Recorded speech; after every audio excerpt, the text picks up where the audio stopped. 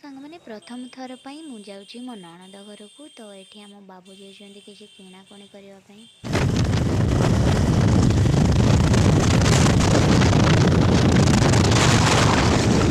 ତ ସାଙ୍ଗମାନେ ଆମେ ଏବେ ପହଞ୍ଚି ଗଲୁ ନଣନ୍ଦରାଣୀ ଘରେ। ତ ଏଠି ଆମ ଭଣଜା ଆସି ଆମ ମଝିରେ ବସିଯାଇଛନ୍ତି ଆଉ ତାଙ୍କୁ ଆମେ ଟିକେ ଗେଲ କରିଦେଉଛୁ, ବାର୍ଥଡେ ୱିଶ୍ ମଧ୍ୟ କରିଦେଇଥିଲୁ। କେକ୍ କାଟିବା ପାଇଁ ଏଠି ସମସ୍ତେ ହେଇଗଲେଣି ଆମେ ଏକାଠି। ଆଉ ଭଣଜା ଆମର ଛୁରୀ ଧରିକି କେମିତି ଷ୍ଟାଇଲ୍ ମାରୁଛନ୍ତି ଦେଖନ୍ତୁ। ତ ଫାଇନାଲି ଆମର ଏବେ କେକ୍ କଟିଂ ହେବ। ଆପଣମାନେ ସମସ୍ତେ ମିଶି ମୋ ଭଣଜାଙ୍କୁ ୱିଶ୍ କରିବେ କମେଣ୍ଟ ବକ୍ସରେ।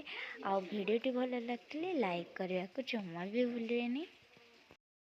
ତ ଫ୍ରେଣ୍ଡସ୍, କେକ୍ କଟା ସରିଲା ପରେ ଏଠି ଏମାନେ ଖାଇବା ପାଇଁ ବସିଯାଇଛନ୍ତି ଆମର ମାମୁଁ ଭଣଜା। ତ ମାମୁଁ ଭଣଜାଙ୍କର ଭଲ ପାଇବା ଦେଖନ୍ତୁ କେମିତି। ତ ନଣନ୍ଦି ଆମର ସେଠି ବସି କଥା ହେଉଛନ୍ତି, ନଣନ୍ଦ ଆମର କାମରେ ଲାଗି ପଡ଼ିଛନ୍ତି। ତ ଫ୍ରେଣ୍ଡସ୍, ପ୍ରଥମ ଥର ପାଇଁ ନଣନ୍ଦ ଘରକୁ ଯେହେତୁ ଯାଇଛି ତ ସେଥିପାଇଁ ନଣନ୍ଦରାଣୀ ପୁରା ସ୍ପେଶାଲ୍ କରିବା ପାଇଁ ପୁରା ଲାଗି ପଡ଼ିଛନ୍ତି। ତ ସନ୍ଧ୍ୟାବେଳେ ଆମେ ବସିଯାଇଥିଲୁ ଏଠି ସମସ୍ତେ ଖାଇବା ପାଇଁ। ଆଉ ବାବୁ ଆମର ଏଠି କେମିତି ବାଜା ବଜାଉଛନ୍ତି। ତ ସାଙ୍ଗମାନେ, ପରିବାରରେ ସମସ୍ତେ ଏକାଠି ଖାଇବାର ମଜା ତ ବହୁତ ହି ଅଲଗା ପ୍ରକାର ହେଇଥାଏ। ଆମ ବାବୁ ବି ଏଇଠି ଫାଇନାଲି ଖାଇସାରିଥିଲେ କିନ୍ତୁ ଆସି ବସିଥିଲେ। ଆମେ ମଜାମସ୍ତି କରୁଥିଲୁ, ଏମିତି ହିଁ ରାତିଟି ଆମର କଟିଯିବ। ତ ଇଏ ହେଉଛନ୍ତି ମୋ ନଣନ୍ଦରାଣୀ ଆଉ ଇଏ ହେଉଛନ୍ତି ଆମ ବଡ଼ ମା'। ଇଏ ବଡ଼ ମା' ଆମର ବି ବହୁତ ହି ଭଲ।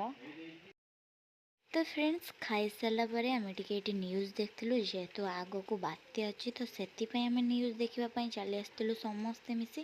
ଆଉ ଏଠି ପିଲାମାନେ ଆମର ମୋବାଇଲରେ ପୁରା ବ୍ୟସ୍ତ ଦେଖନ୍ତୁ। ଆଉ ଇଏ ଆମର ପୁରା ଶୋଇଯାଇଛନ୍ତି।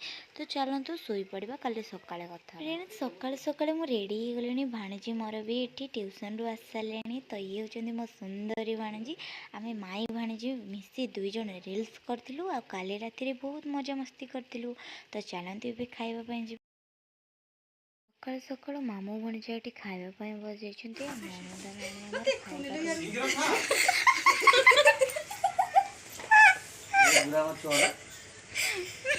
ତ ଏବେ ଆମେ ଘରକୁ ରିଟର୍ନ କରୁଛୁ। ଭିଡ଼ିଓଟି ଭଲ ଲାଗିଥିଲେ ଲାଇକ୍, କମେଣ୍ଟ, ସେୟାର, ସବସ୍କ୍ରାଇବ୍ କରିବାକୁ ଜମା ବି ଭୁଲିବେନି। ଜୟ ଜଗନ୍ନାଥ।